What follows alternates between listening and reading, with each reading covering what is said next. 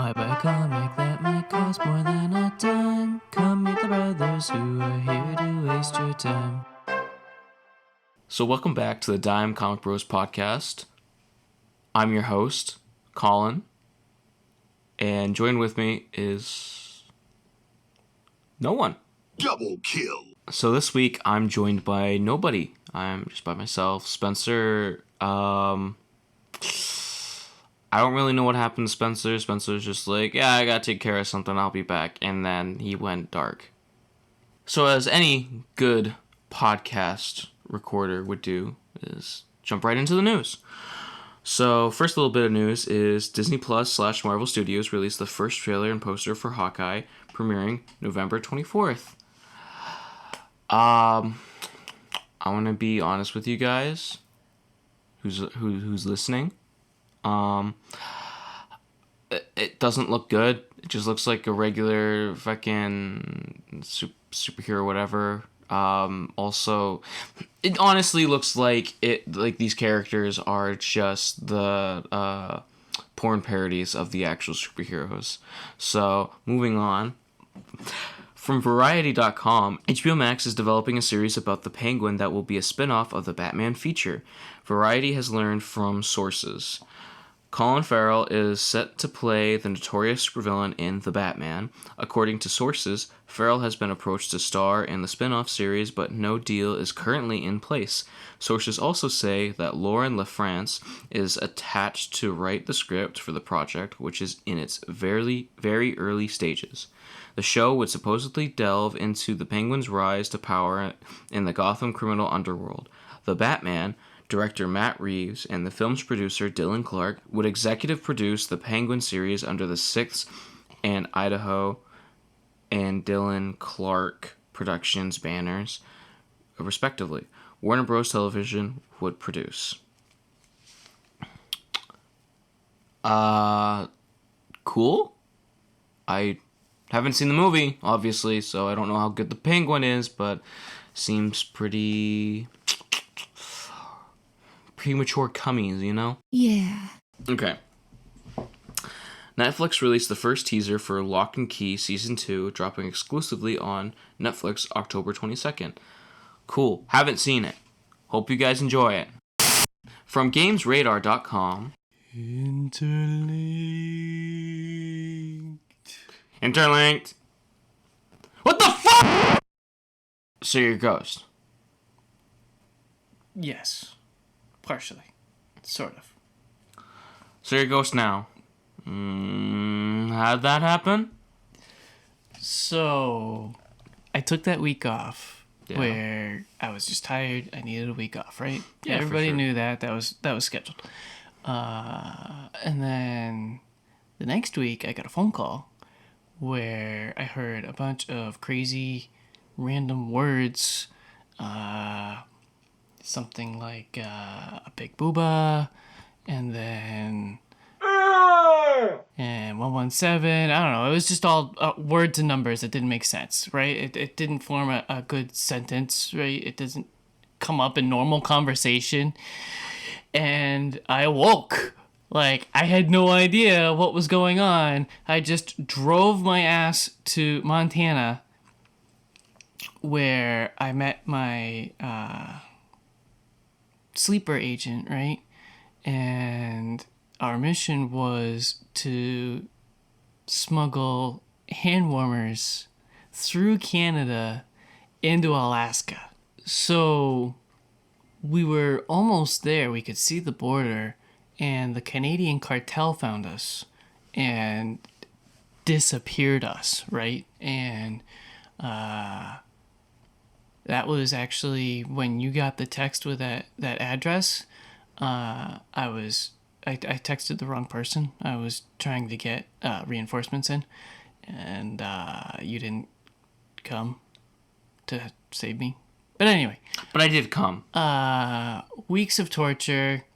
Eventually, the head of the cartel's daughter came and rescued us, right? So she had a body double for us, and that's how you guys thought I was dead, right? We were trying to trick the Canadian cartel into thinking I was dead, and one of their agents went rogue and just killed me and chopped me up into many pieces. Like, that happens all the time, right? Yeah, sure, yeah. So we escaped, and she and I fell in love. No, I know you're fucking lying. It's true, though. No. Yep. Wrong. No. We did it. No. We did the do. No.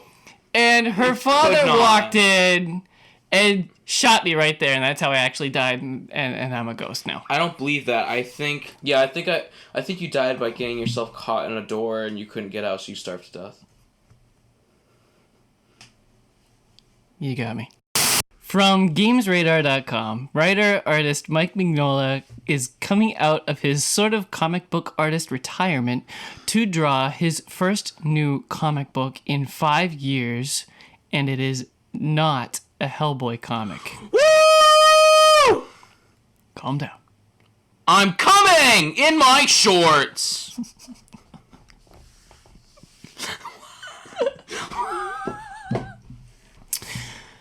Mignola is in the middle of drawing Sir Edward Grey Acheron? Acheron? Acheron. I don't know. A one-shot comic set in the world of Hellboy, aka the Mignolaverse, as fans have come to call it. Of course. But instead focused on a 19th century paranormal investigator that is cursed with everlasting life thanks to some time spent in hell. This will be Mignola's first time drawing a full comic book since June 2016's Hellboy in Hell number 16, the finale of that series, and, according to Mignola, the finale of the Hellboy character. Even after Hellboy was finished with Hell, I knew I wasn't, Mignola says in the announcement. I'd relocated 2 of my favorite characters there, Edward Grey and Koshchei the Deathless. I figured the 2 of them were bound to run into each other, and they will. But first, I had an unfinished bit of business for Ed to take care of on his own. It was a real pleasure to dive back into that world, and I look forward to getting back there again before too long. Publisher Dark Horse Comics calls Sir Edward Grey Acheron the next chapter in the Hellboy universe, which happens in the midst of Mignola expanding the universe's cast of characters from being just about Hellboy and the BPRD to Edward Grey, Koshchei the Deathless, and more. Mignola will be joined on Sir Edward Grey Acheron by his longtime colorist Dave Stewart and letterer Clem Robbins. The series will be edited by Katie O'Brien.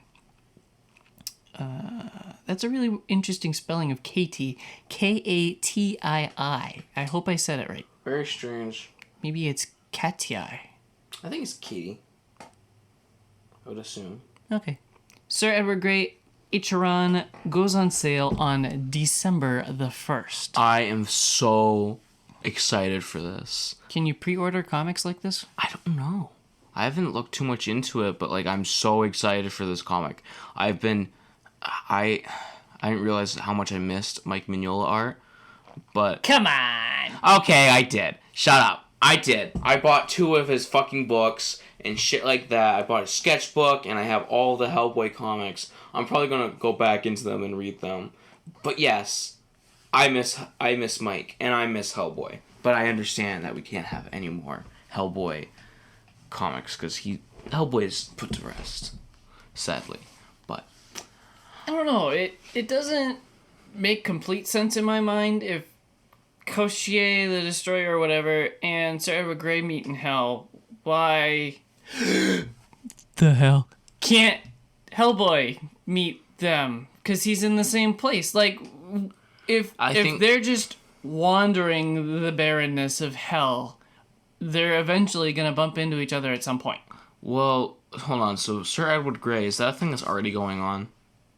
Or is it new? Already still going on if it hasn't been completed already. I don't know. Oh, okay. So it has. So it started without Mike. It started. No, it like, is Mike. Yeah, but like not his art. No. Not until now. I think it's a okay. different artist. So that's why I had no idea about it because I don't really follow up unless if Mike's doing the art. So so I'll have to read that, but maybe it's a different point in time, like it's before Hellboy went to hell, or because Hellboy is the ruler of hell. And like I think he, if I remember correctly, he like destroyed most of the things that made hell. I mean, they might see Hellboy once as like just a wise man or something. Right. But like I don't know. It's just that Mike. That's just how Mike works his characters. He can just feel it about. So yeah, it's written by Sir Edward Grey Witchfinder, which is the omnibus I have at home that I'm going to read very soon, I promise. Is written by Mike, John Arcudi, Mara McHugh, and Kim Newman, and the artists are Ben Stenbeck, Tyler Crook, and John Severin. Pause. I have to go to the bathroom so bad. I'm going to shit my pants. Prove it. I shit my pants last night.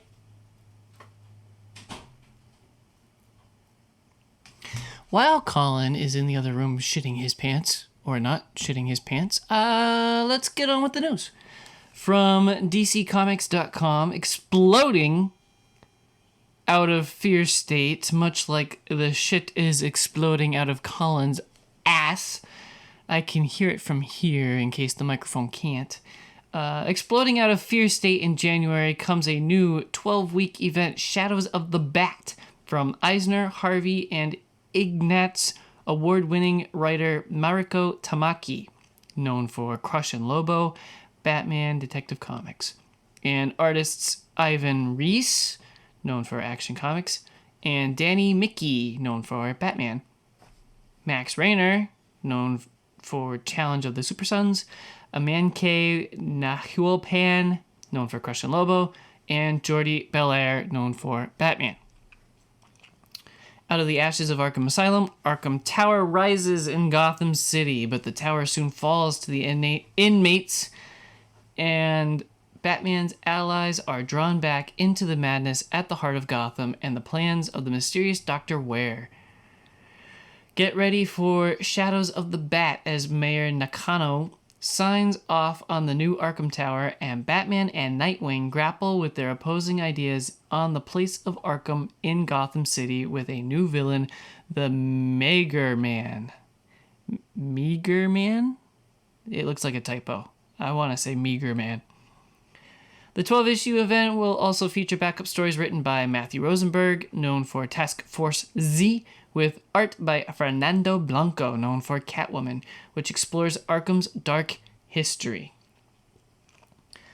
I am interested to see the dynamic of Batman and Nightwing arguing about Arkham and its effectiveness and usefulness and reasons for its existence and such. But the article really doesn't go into that. I could just be focusing in on a small point of the story. Speaking for my co-host Colin, in my best impersonation, I don't give a shit. 3 days later. So Colin has not returned yet. He might have fallen in, but I want to comment about the piece of news that Colin read without me, in that Netflix is bringing back Lock and Key Season 2 on October 22nd. So I watched the first season and I really liked it. It's probably one of the best Netflix originals that I've seen. I'll get into that a little bit later, but typically speaking, I have not really appreciated most of what Netflix has made on their own. Daredevil, of course, is the shining example of pinnacle Netflix television, with Punisher just right behind him. Jessica Jones Season 1 was alright. I didn't make it to season 2. Luke Cage was okay. Iron Fart kind of sucked. I mean, Iron Fist. Although Spencer has told me time and again that season 2 got better for Iron Fist. So someday I'll get back to that. But yeah, I just, besides Daredevil and Punisher, I just haven't enjoyed a Netflix original in a long time.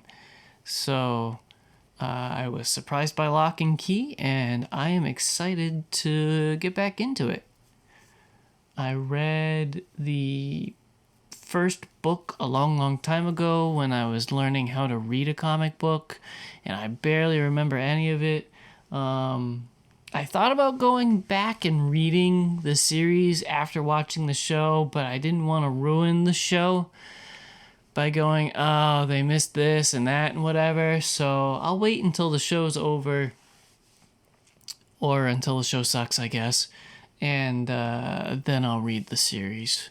2 hours later. Thank goodness this show has 3 co-hosts, because at this rate, you won't have a show to listen to by next week. From DCComics.com, DC is launching Batgirls, a new ongoing series this December from the dynamic writing duo Becky Cloonan and Michael Conrad. Wonder Woman and artist George Corona. We Are Robin. Batgirls, Cassandra Cain and Stephanie Brown, who are only able to navigate the dark, gritty, and oftentimes scary Gotham City by leaning on each other's friendship. Mentored by Oracle, the Batgirls move to the other side of town where Barbara Gordon can keep a better eye on them, while the Hacker Seer is still invading their lives. Steph may be too rash sometimes, and Cass doesn't speak much. But what they lack in similarities, they make up for with their mutual respect and love for each other, and what makes them stronger together as Batgirls. This rebellious group of superheroes team up to kick ass and try to make it as normal teenagers in this pizza slumber party of a series packed with energy, attitude, and friendship. See, I was sold because it sounded like a regular comic book with regular comic stories with Batgirls instead of Batguys. And it's like, it just sounds like a normal comic book, not hamming it up for a female audience until the last sentence with pizza, And slumber slumber parties, and the power of friendship. And it's like, come on. Like, I noticed that we're getting some really shitty DC like comic series, so that we already have like Bat Family or whatever it is, and like I looked at the art and I looked at the story and I'm like, this is like, it's a sitcom. They're making sitcom comics. It just seems like people that are tone deaf, that think they know what the kids like, trying to make something for the kids, and it's just not it. No, definitely not. So I don't know. The art for like the Bat Family is so bad, but like I'm scared to see how this is going to turn out. I'm not trying to be a neckbeard. I'm just saying, like, maybe girls just want regular comic books too. Yeah, so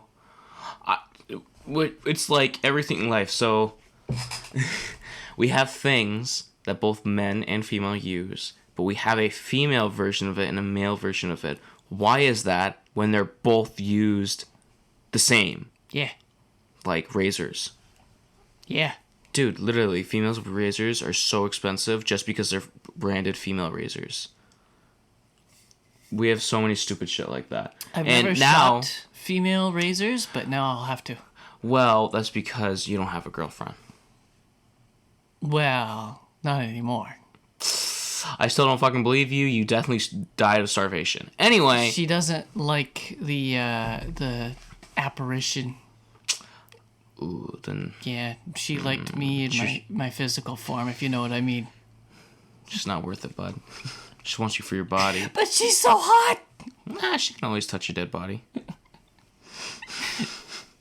She's Canadian. I mean, you can't go wrong. They know. Where the fuck are you going? I don't know. What Canadian do you know wants a dead body? No, that's not where I was going at all. I say she's hot because she's Canadian. Because she has French in her bloodline? Because even when she's trying to insult me, it's still nice. Fucking moving on. From DCComics.com again. Launching this December from Jeff Lemire, the creator of Sweet Tooth, comes a new twisted take on Swamp Thing. Both starting with S and T. Haha! With the 3-part miniseries Swamp Thing Green Hell from DC Black Label. Or in this instance, it's Green Label. One of the great artists of modern DC history, Doug Mahnke, Mahnke, Monk, known for JLA and Final Crisis, joins Lemire on this gory, gruesome monster mash where the fate of humanity rests in the hands of someone who isn't human at all. The Earth is all but done. The last remnants of humanity cling to a mountaintop island lost in endless floodwater. The parliaments of the Green, the Red, and the Rot all agree it's time to wipe the slate clean and start the cycle of life over again. And to do so, they've united their powers to summon an avatar, one of the most horrific monsters to ever stalk the surface of this forsaken planet. Against a creature like that, there can be no fighting back, unless you have a soldier who understands the enemy. Someone who has used its tactics before. Someone like Alec Holland. Shame he's been dead for decades. On sale December 28th, Swamp Thing Green Hell is a dark dystopian tale for the ages. I'm excited for this. This sounds really good. I'm always down for a kick-ass Swamp Thing story. Me too. So, makes me want to rewatch Swamp Thing. I liked it a lot. it was okay. I thought it was really good. It could have been a lot better. Like, you can see it for what it should have been. Could have been. I think it was really good. I don't know, man. Like, okay, so on the level of, like, TV show, I think it was really good. Yeah. So let's think about if TV shows were the only thing that existed. But they don't. But think about that. You gotta think about that level. Not everything else. Right. I don't know. It just seemed like they cut down some of the horror a little bit for content. And they had a limited budget, so like they did the best they could, but you can still tell when things are like a little bit styrofoamy and... I think they did an amazing job with what they got. Okay. And with what they had. I think you're a hypocrite. How No, so? wrong word. I think you're just... Snooty. Yeah! Snooty. Okay. From Marvel.com, J.M. DeMatteis. That's what you're getting. All your names false now. Writer of influential Spider-Man stories such as Kraven's Last Hunt and Spider-Man The Lost Years, will make his celebrated return to Marvel Comics this January with Ben Reilly's Spider-Man. The iconic Spider-Man scribe will reveal new stories in the life of Peter Parker's clone, Ben Reilly, during this time as Spider-Man. DeMatteis will be joined by X Factor and Domino artist David Baldman, as they unlock new secrets about this fan-favorite hero. In the same vein as Peter David and Greg Land's hit symbiote Spider-Man series, Ben Reilly's Spider-Man will explore thrilling new mysteries set in this classic time in Spider-Man history. Darkness looms over New York City as murders begin to pile up, but how are they all connected? Meanwhile, a mysterious figure from Ben's past has crawled his way back into Ben's life. Does the Ravenclaw Institute for the Criminally Insane hold the key to their identity? I'm probably going to pass on this one. Me too. Spencer is probably super psyched about it, and he'll keep up on it, and he will inform us if it's good or not. Spencer's psyched about every comic. Nah. Sounds like he kind of is. No, definitely not. He just makes... Nah, He's trying to be inclusive. I don't care. Me either. Last bit of news, because this section has run on too long, from sci-fi.com. Today, in the pages of Batman Urban Legends number 7, the future hero known as Batman Beyond returned to DC Comics with the battle of his life. In the news story, Terry McGinnis was tasked with finding out who killed his mentor Bruce Wayne and discovered plenty of new secrets about his city in the process. Now, with the legacy of Batman resting squarely on his shoulders, Terry McGinnis is embarking on the next chapter of his adventure in Neo Gotham. As teased on the final page of his Urban Legends story, next year will bring the launch of Batman Beyond, Neo Year, a 6-issue miniseries from writers Colin Kelly and Jackson Lanzing and artist Max Dunbar, the same creative team who brought Terry back to solve Bruce's murder. Drawing inspiration from classic noir stories like Batman Year One and Batman The Long Halloween, Neo Year will follow Terry as he sets out to rebuild the Batman legacy for himself, even as the very heart of Neo Gotham seeks to oppose him at every turn.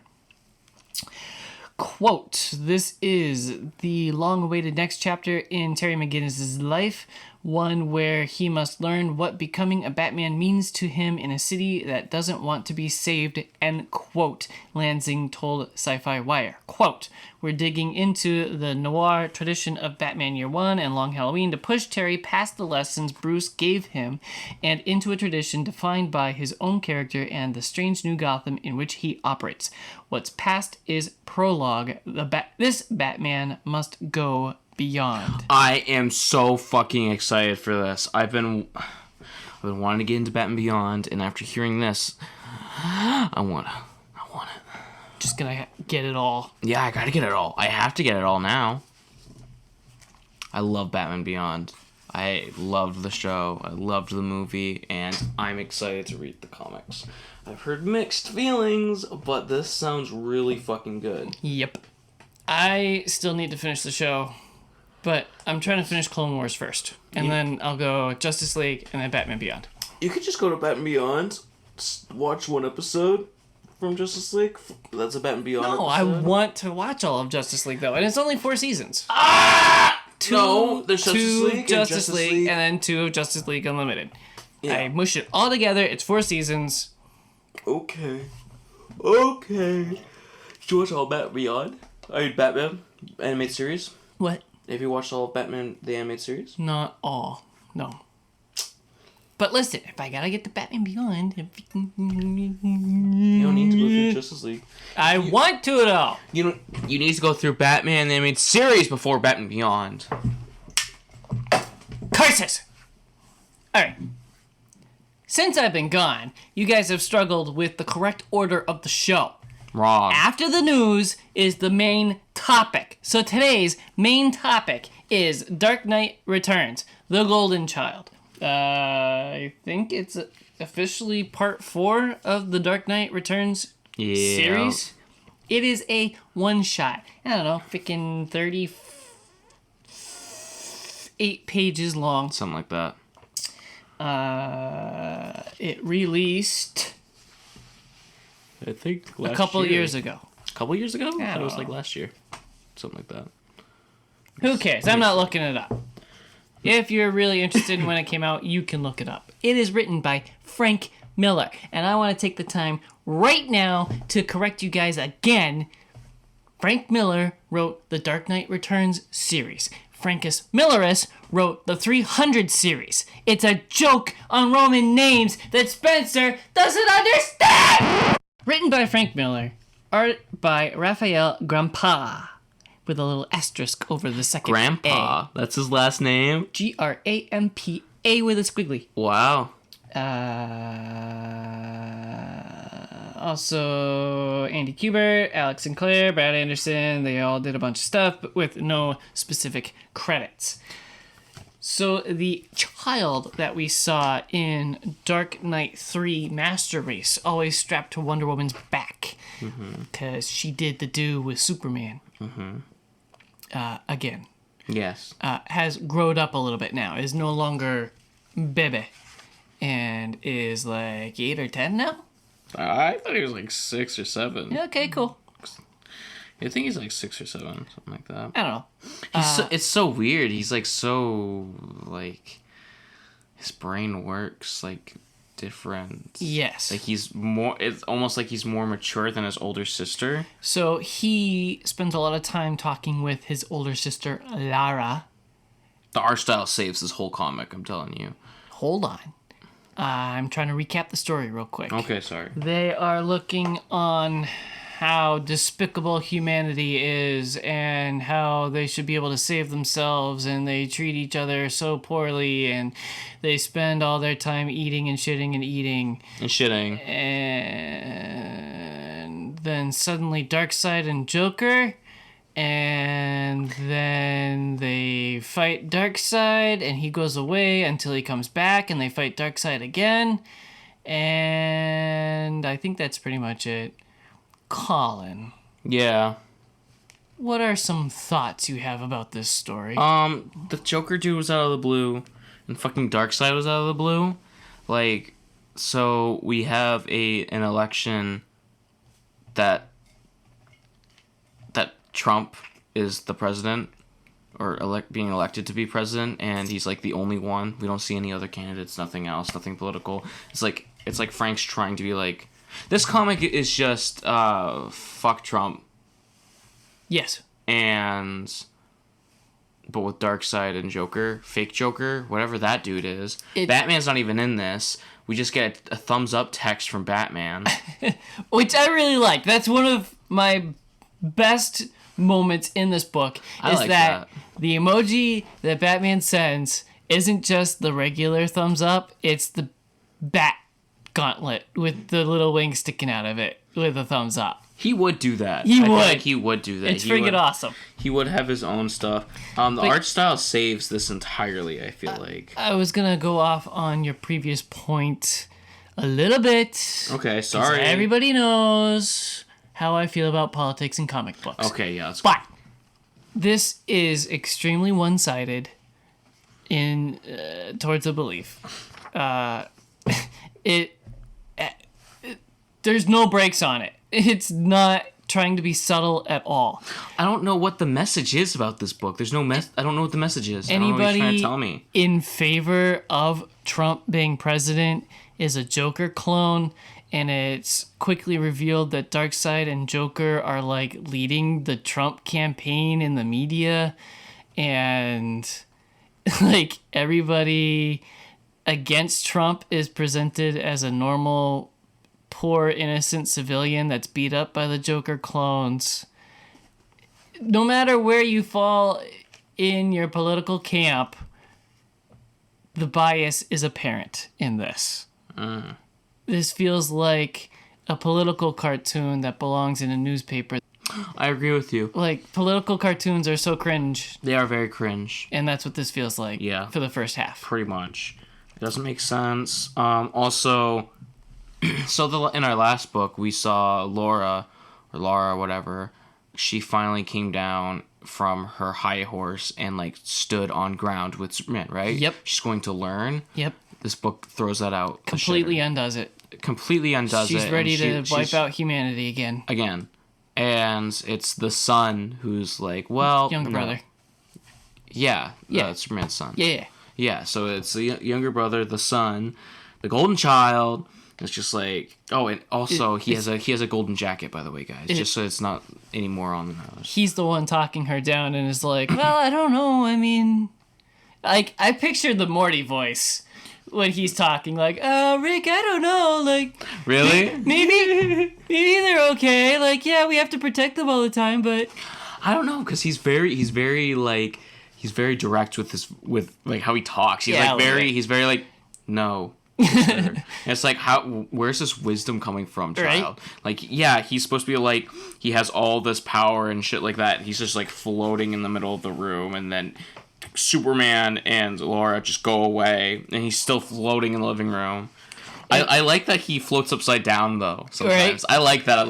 That would be something to do. You mentioned the artwork, and I wrote a note about it. Horny, actually. It feels like it's made by an artist that's talented, for one, but two, appreciates every book in the series, including the yucky one, TDK2. Mm-hmm. Like, he can see the good things in that and incorporate some of that into this, whether with colors or certain dimensions or whatever. It's subtle, but you can easily tell by looking at this, especially after reading Master Race. It looks very similar to Master Race, but this feels like a callback or very reminiscent of the first two books as well. It just feels like a good mishmash of all three previous books. Mm-hmm. This is... My only complaint is that the Golden Child's head is, like, oddly proportional to the rest of his body. It's like a third of his body, and it looks weird. That's kind of how all the kids are in this book. I mean... That's just the art style, I think. I'm fine with that. Kids with, like, bigger heads in their bodies usually kind of makes sense in art. Like, it's just like, that's just how you show or depict kids. So I'm okay with that. I understand it's weird, but, like, I like a lot of the art, like, especially when it's, like, Darkseid and shit. Like, it's really good. All the Darkseid stuff is... really good. Yeah, it's... Visually, it's really good. It's, like, what they do for him, like, how they use him is so... It's, like, demeaning to Darkseid. Like, why is he rigging an election? In Gotham City. I can't think of the word, but it's like cloud horror. Spencer will know exactly what I'm talking about, but he's very ethereal. He's very everywhere. Yeah. He is. He's always, he's quite often like a cloud or a gas planet or something, and there's like just little hints of a face in there with like lightning. Or raining blood. Yeah. The art style is kind of horny. If you say so, I didn't have any of those vibes. But not like objectifying. You know what I mean? Like, so look at this. Yeah. That's horny. Nah. That's so horny. Look at that face. You have to think too. It's taking what's already been established for how Laura has been depicted, especially in the last book or two. Like, she was always horny in those. And then, no. Carrie Kelly. No. Yeah. Go whack it off real quick, because... What do you mean? They're always portrayed super horny in previous books. This one has to use a little bit of that. This is kind of like tasteful, though. Like, that's what I'm saying. It's just like this is a female. It's toned down a lot in this one. Oh, definitely, yeah. And is way more appropriate. It's not like, I'm not complaining. It's not like every shot of every female is a pinup like past books. No, definitely not. This one is kind of mostly just them being them. Yeah, I like it. I want to see more of this art style, and I would be fine. I would probably keep reading this universe if it was all in this art style. Interesting. I would. That's what kept me going, was the art style. The art style saved the book for me. The story is all over the place and sucks. Yeah. It's super biased and choppy and doesn't make sense. And at the fucking end, we get just Laura and the Golden Child just become thin air. Right? What the fuck? Where are they? Yeah, the ending doesn't make sense. They just disappear into the Omega Beam that kills Darkseid somehow. None of it's explained. I like how... If this was a good book, it's interesting how Darkseid and Joker team up.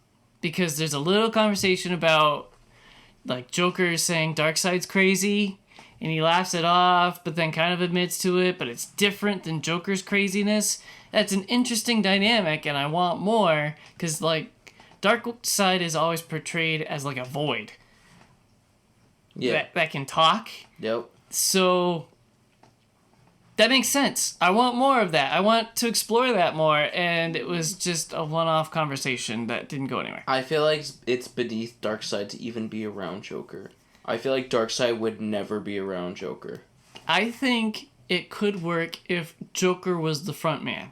If Darkseid was behind the scenes pulling the strings and making things happen, and everybody just blamed Joker. Joker was like fucking Steppenwolf, almost. Kind of, yeah. Yeah. Okay, yeah. Because they're both crazy, but different Joker's kinds of actually crazy. really good at being a front man. Like how, remember he's all show. Remember in the Batman where he became a vampire for Dracula? No. You never watched the Batman? No. What? Fucking hell, you're dead now. You have time. Watch it. You're absolutely right. Yeah, this book is $6 for a single issue. I wouldn't buy it. Oh, this isn't just one issue? This is just one issue. This is just one issue? Yeah. It's a long issue, but $6 for a long issue, and I'm not impressed at all. I would say buy it for the art, but also just look up the artist and buy his art. Find a way to buy his art. Buy other books by him. Yeah. Because the story sucks. I'm gonna look him up actually right now. Yeah, this book sucks. There's nothing redeeming except for the art style, and that's pretty much it. Oh! This book also is an excellent example of Colin's complaint about the narrative from All-Star Batman and Robin, where everything's repeated 100 times in the narrative boxes. Oh, shit, yeah, I was going to talk about that. Yeah, like, that's also another thing that was really shitty about this book was the boxes were everywhere, like, covering up most of everything. And like, they're just repeating over and over and over again. It's so redundant. Actually, I don't think this was, like, the All-Star. I think this is just normal Mike. Not Mike. Frank. Whoa. I need 10 Hail Marys right now. The priest of... What did we call you? Among Unrama? Yeah. Yeah, that's his name. The priest, weren't you? Oh, wait, that was a while ago. That was an old lore that we have. I am like the priest of Among Unrama. Yeah. You just committed a heresy? I did. I'll have to, like... whip yourself. I'll have to whip myself and, like, scream 10 Hail Marys and probably, like, 20 more Bloody Marys. Ooh. Yeah. Anyway, the words are really bad, and this is just regular Frank. Frank just, like, he repeats shit. He's like, I got him real good. It's like, that's how he says shit, or he's like, every time that we see her, she's like, and she, like, goes into fight, she's like, I put on the Sonics. Sonics are real good. It's like, what the fuck? And it's always, like, trying to impress the original Batman. Yeah. There's nothing that makes her unique. Not anymore. She used to be, like, something unique. She used to be, like, she felt free. Right. Like, she was, like, a character that became free. Right. She made her own origin story, and she was her own hero. Like, yeah, she was trained by Batman, but she was doing her own thing. I think it's annoying as shit that she's actually Batgirl or Batwoman. I think it's stupid. I always get annoyed when people become Bat something because you are not becoming your own thing. And even if you put on this mantle, you're wearing, sorry to quote Titans, but it's true, where it's like your dad's telling you to put on his old slippers and sleep in his own bed, and you give him his old house, and you drink out of his old mug. Nothing is you. Right. Nothing is your own. You are just becoming someone else or trying to be someone else rather than being your own thing. Where Robin... That's the coolest thing about Nightwing. Yeah, that's one of the best things about Nightwing. He is... Even with Robin, see, one of them can take up the Robin mantle and stay Robin. Because Robin is its own thing. Yep. We've always talked about and been shown that Robin's just the sidekick. He's not. Robin is a character. It's a person. Nightwing. Yeah, Nightwing's a great example of becoming his own person and becoming his own thing. I don't think he should ever be Batman. Yeah, we have these ideas who should become Batman. The only person I think, and I'm biased, but the only person I think that becomes Batman and is like his own thing is, I think Terry McGinnis. Yep. I honestly think Terry McGinnis is like only one of them that can become Batman, creates his own thing because he didn't grow up with Batman. He found Batman at like as a teenager, and no matter what Batman like said or shit or whatever, he's just like, yeah, whatever, old man, like whatever. Right. Like nothing really bothered him about Bruce. And then we have, you know, Jason, who just becomes Red Hood. He's just becoming he's basically taking someone else's mantle, but trying to make it good or whatever he wants to do. Tim Drake is his own person as well. And then, but Damian's like, you know, my father, blah, blah, blah, blah, blah. But Carrie could have just stayed as Robin. But Frank had to make her Catgirl. Right. And then Batwoman. Right. Should have stayed as Robin. So, back on my point, Spencer's complained a lot about Frank Miller's writing and how there are narrative boxes all over the place. Yes, so bad. And it's usually really difficult to tell who's narrating. I appreciate it in the original Dark Knight Returns. Everything after that kind of derails, and I can see his point. This book commits the most of it. It is so bad trying to understand who is talking, and it's not even saying anything. It's so frustrating. Mm-hmm. I was really annoyed reading this book and only finished it because we had to talk about it. Yeah, it's so hard because like sometimes they're written in boxes, right? Like it's narration, yep. But they're speaking out loud. Yep. How the fuck? Right. All right. I think we've shat on this enough. Yep. We will get our hands on the schedule and fix it because this has been way too much Frank Miller. We thought we learned our lesson with Hellboy, but apparently we didn't. So, Marvel's What If? Yeah. I don't have much to say about this. Wait. I'm trying to remember what the What If is. It's what if Killmonger saved Iron Man, I believe? Something like that. Hold, please.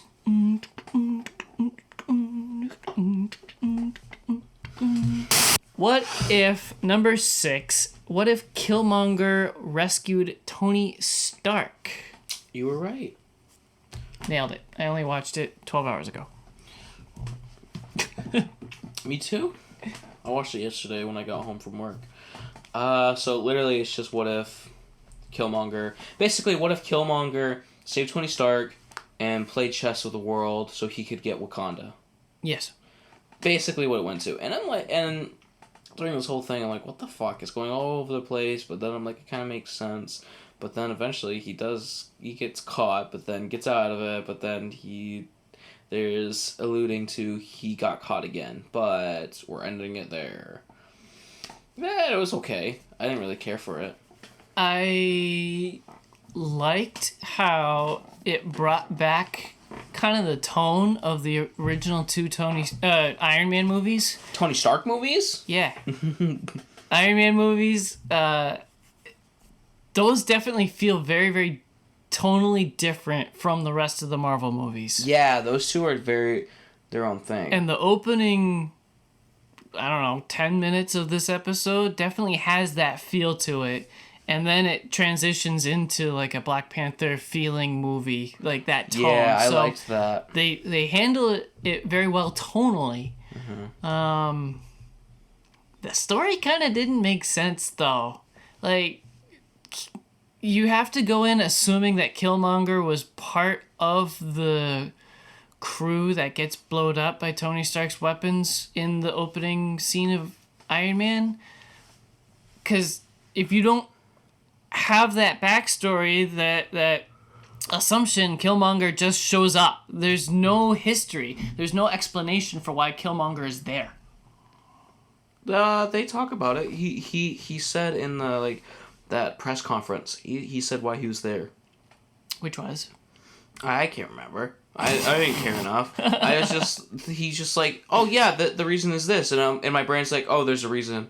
I don't even know what the reason was, but there's a reason, so I don't care. All right, well, I missed it. I mean, I literally just didn't care at all. It's like a what if. It's like, it doesn't matter, I feel like. I was excited that they brought back Obadiah Stane, and then they quickly wrote him out. You liked him? He was mishandled. He was acted super well. He was written poorly. Well, I mean, like, what I mean is, like, I have no grievance with the character, but, like, nothing ever really stood out for me. No, it was definitely a Marvel Phase 1 villain. Yeah. But that's what I'm saying. Like, they could have... They had so much potential with him. The actor played the shit out of it. Yeah. He just needed more in the writing department. We got Chadwick Boseman voicing again. This is the third episode in 6 so far that he's voiced Black Panther. So... Okay. Kind of blew the load a little early, Spencer, when you said it was so good to hear him for the last time. Just wanted to get that in there. I'm hoping this isn't the end of it. There's so many theories about how these are going to tie in together in the end. Yeah. Especially because of that commercial that we saw. So I'm hoping that these characters are all interwoven. Say the thing! You didn't say it! No, I'll wait for you to say it! Interlinked. No, that's not how it works, though. You have to say interlinked. They're so interlinked, and I go interlinked. That's how it works. That's how the thing works. I always thought you had to interject. Interwoven. Interlinked! Interlinked! Anyway. Oh, gosh. That we see all these great characters again. Not just Black Panther. But yeah, I was underwhelmed by this episode. I didn't take a whole lot out of it. All this gave me is, hey, I should watch Black Panther again. And then I started watching it last night. I 'Cause I love the feel music. bad for saying this, but I'm going to say it anyway. Sure. This plot is way more interesting than Black Panther's. Black Panther really kind of just felt like a Lion King retold. I guess, but But this one took a lot of unique plot points, and like there was no apparent influence. This one was its own story. Okay. From a guy who's never seen Lion King. What? Yeah, I never watched it. I'm not a fucking furry. That's how it all starts. Lion King. No. No, I just never finished it because I just never weren't cared. a kid in the 90s. That's but go not ahead. true. I had it. I had Lion King. I had all of them. Wesley loved Lion King. I just didn't care. So you're saying Wesley's a furry? Yes. I need to meet this man. Wesley Eaton, my brother, you are a furry. Are we done with What If? I think so, but yeah, let's just get over it. Okay. All right. So that is the end of What If, and we are now transitioning into individual talking points and what we've been doing to keep busy. I will start first because I am dead and I have dead man's rights. So before I died, I finished Clone Wars Season 3. I watched, I don't know, maybe half, maybe a little bit less, and then took a huge break just because it was getting dry and kind of samey, and there was nothing like really keeping my attention. So I took a break, and I came back, and the first episode that I came back, it was like mind-blowing. I couldn't share my excitement enough. The first episode I watched, Count Dooku has Asajj Ventress assassinated because she's no longer serving his purposes. Wow, that early in the show, I don't remember that. Yeah. Wow. Episode 12 of season 3. So then from there, we get, we go to, what's the planet? It's not Mustafar. It's Dathomir. Dathomir. We go to Dathomir, Yep. and we get the Witches of Dathomir, and a conspiracy to replace Asajj Ventress with, freaking... Poop. Nope. Pooping butt. Darth Maul looking scary mofo. Oh. Shit, Yellow Man. And then after that, we get 3 episodes of Anakin and Ahsoka and Obi-Wan getting sucked up into a freaking Borg cube, and that's like the birthplace of the Force and stuff. And Anakin's tested. Oh shit! Yeah. To find out if he really is the chosen one, and he's like not all that bad yet. And after that, we have the Citadel, where it's a Force retardant prison where they send Sith all the time, but there's been a Jedi that's been captured, and the Jedi have to free him from the prison. It's freaking crazy. Like, it gets crazy real fucking fast. I hit up the group chat, and I'm like, it feels like it was a rough night, and the creative team went out, and Dave Filoni did a line off a stripper's ass and came back and was like, here's crazy stuff I want to do. And they just went with it. And this show went from like 2 AT-AT walkers out of 10 to like 9 Ewoks out of 10. Like, it just freaking jumped. And I'm promised that it gets even more betterer and gooder and greater after this. Now you understand the hype for the show. Yeah. Yeah. It's about freaking time. I've crested the hill and I'm on the downhill ride. You understand the power! Oh, that was a big stretch. It was. Colin. Yes. Because you don't have any talking points, and we need to kill time because this is a podcast, and that's what podcasts do. Sure. I mean, you just looked at the runtime so far, the recording, and about half of that was you shitting. So I think about 10 minutes of that was shit. I think it was 30. I 30. came back and it was like 38 minutes. I'm like, I feel like... Anywho. It's a 2-part question. Okay. First being, what are some of your favorite X-Men? Oh. And second is, which one do you identify with the most? Oh. Okay, so I didn't really care for X-Men growing up, but... Me either. But I always gotta have a favorite with something, right? Right. So one of them was... You are not allowed to say Emma Frost's titties. Fuck. Okay, so one of my favorites that I always liked was Nightcrawler. Yep. Yeah, dude, I don't know what it was, but... Bamf. Yeah, dude. Bamf. I don't know what it was. Every single time I saw him, I was just like, that dude's sick. That dude's badass. He is. I don't know what it is. I think Because that was my awakening for demon characters. He's dark and scary, but you get to know him, and he's a big freaking teddy bear. He's a big, soft Catholic boy. Yeah. Yeah, I don't understand. And he can hang by his tail. Yeah, dude. And he's just like, and he goes, bam! Bamf is freaking iconic. I it's love one that. of my favorite sound effects ever. It's a really good one. But it's unique, though. You can't use it all the time. You have to use it for very specific applications. Which is teleporting. Yes. Bam! So you said 3, right? No, just some. Oh, some okay. of your favorites, So, and then the one that you identify with the most. I liked Cyclops for how... I can't remember what suit it was, but I liked one of his suits. Simply just because of that, and laser vision sounds cool. And... I've always hated him getting cucked by Wolverine. I really, really hate that. You know what's annoying, too? Is because in the comics, they're a 3-way. I still hate it. Because he's gay, he's bi, and Wolverine's bi. They're in a 3-way relationship. And now, typical X-Men, it's way too complicated. Yeah. That I stopped caring. It's a love triangle, and I hate that.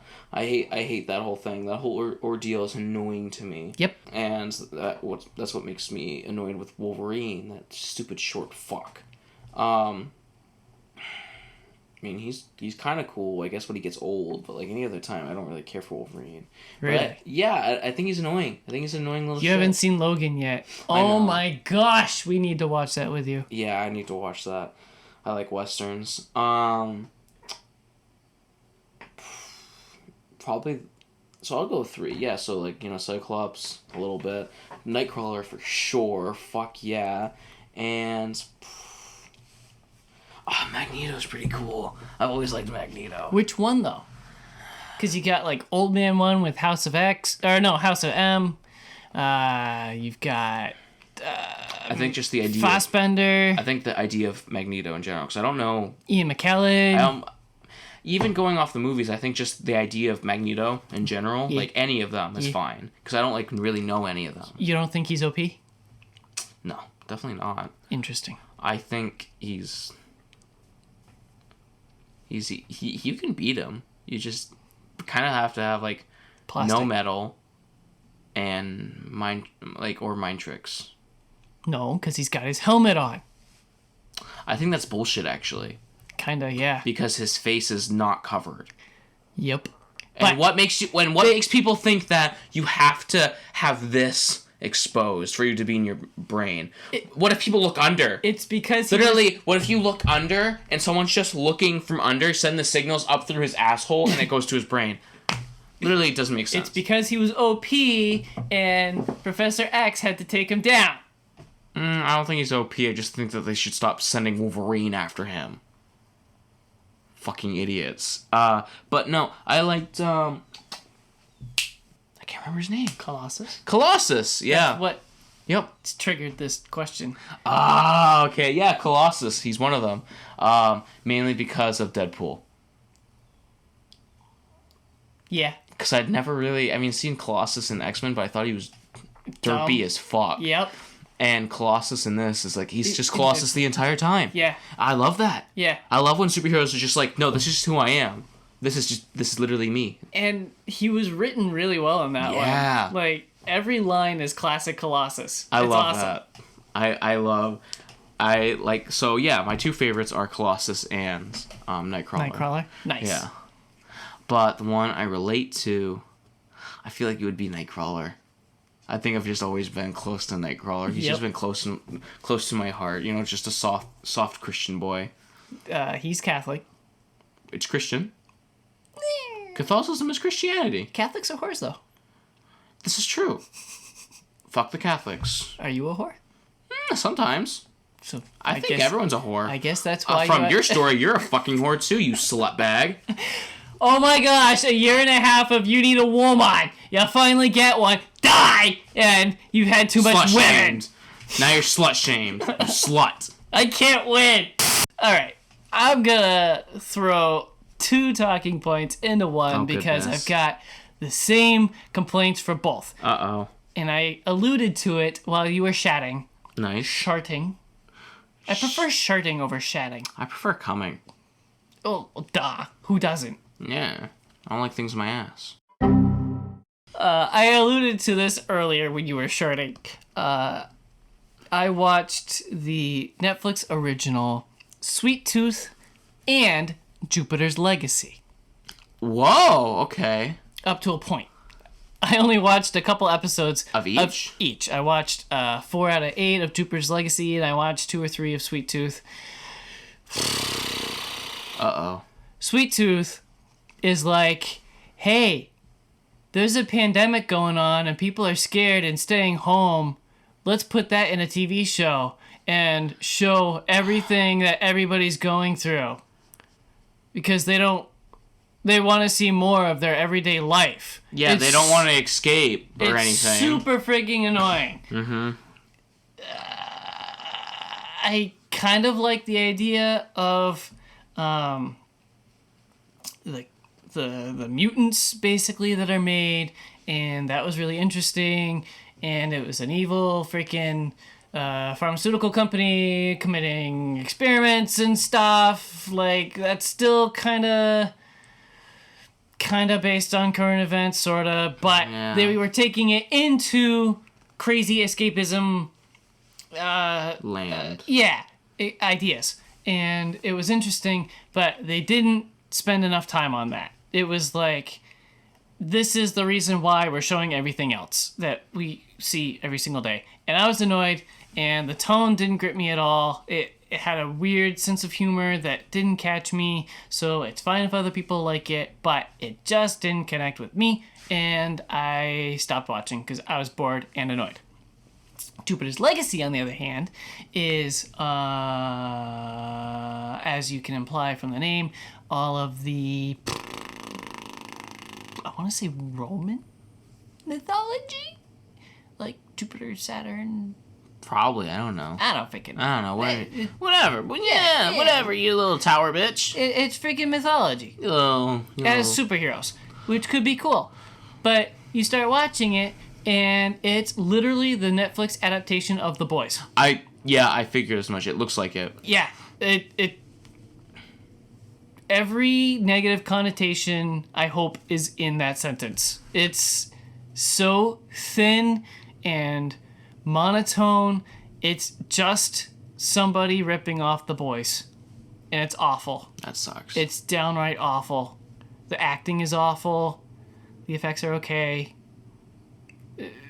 The story's awful. It doesn't make sense. It is kind of cyclical. The timeline is kind of confusing. It shows like something happened, and then it chops that up, and then inserts like backstory, and then what was happening when that happened, and then it shows it happen again. Like it's all over the place. Characters suck.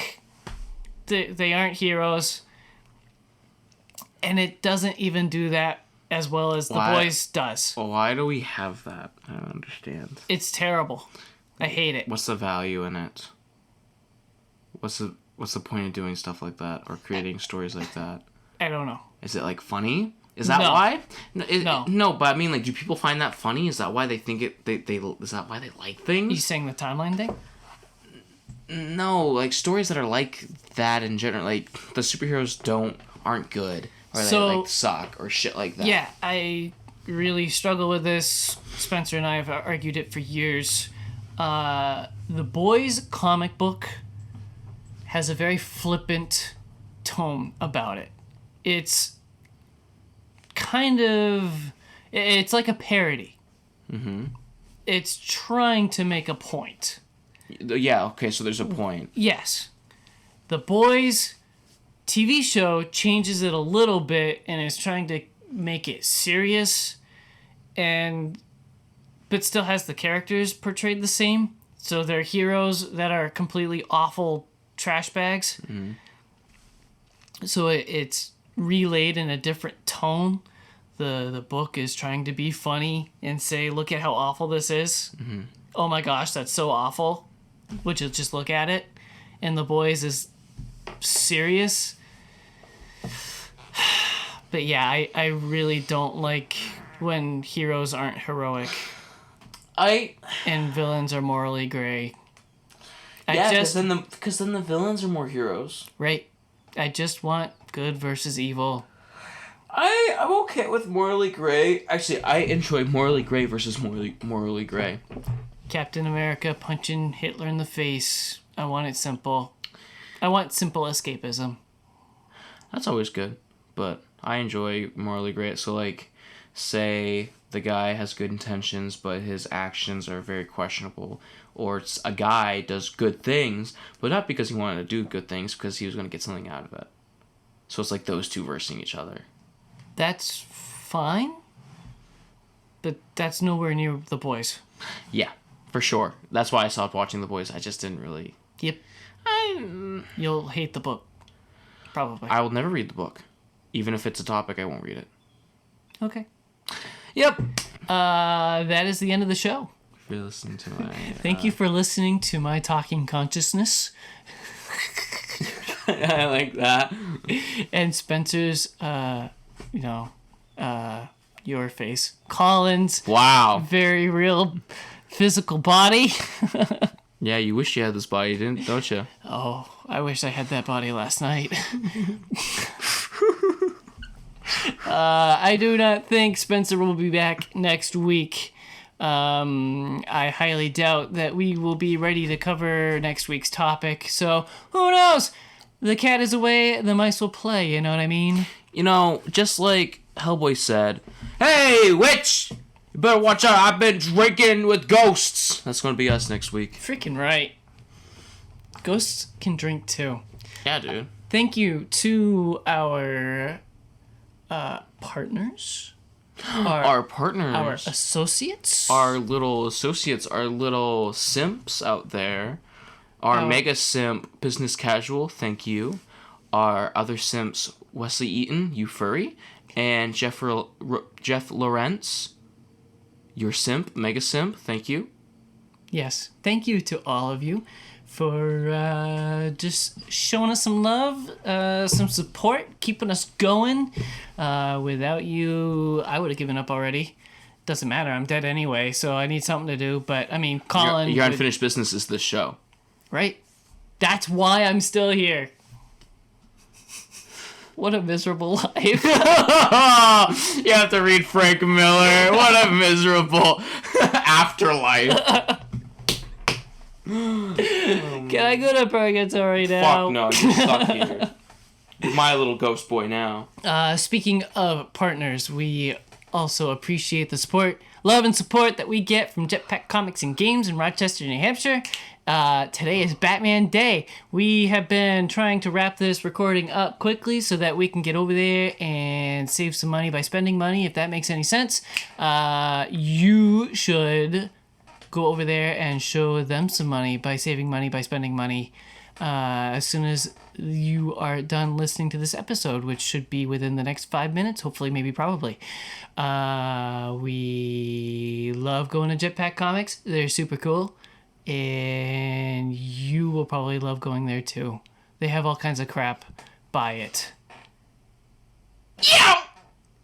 If you want to be a business associate with this show, I hope you can hear my tummy rumbling. If you want to buy me a sandwich... You don't need a fucking sandwich, you're dead. Actually, maybe you can eat. I hope so. My tummy's rumbling. You've definitely heard it in the mic. That's probably purgatory for you. Go to patreon.com/dimecomicbros. There's a couple of different tiers there. Show us some love and attention. Give us some money. Even ghosts like money. If you have questions, comments, concerns, jokes that you want to hear on the show, if you have a question that we can use for when Colin doesn't read anything on his own time, send them in. We love hearing from our listeners. All three of them, including our moms. Your mom listens to us? Mine doesn't. No. I'm mom sure doesn't somebody's care. mom listens to us somewhere, though. Tune in next week. You'll get some random bullshittery. It'll be awesome. The title will be I Heart Hot Moms.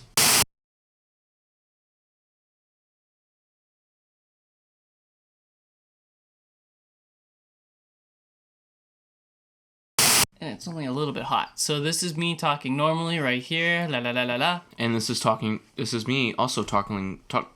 I'm suckling and tockling the titties. Suckling. Suckling.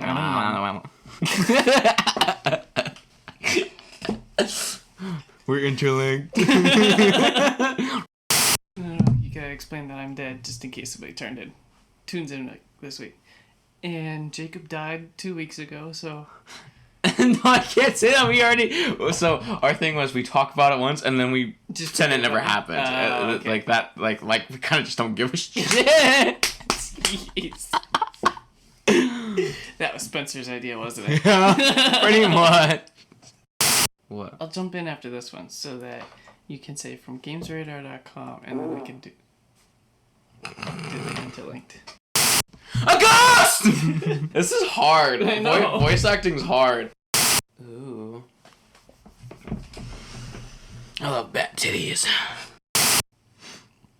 I'm looking up to see which episode it was. Yeah. Yeah.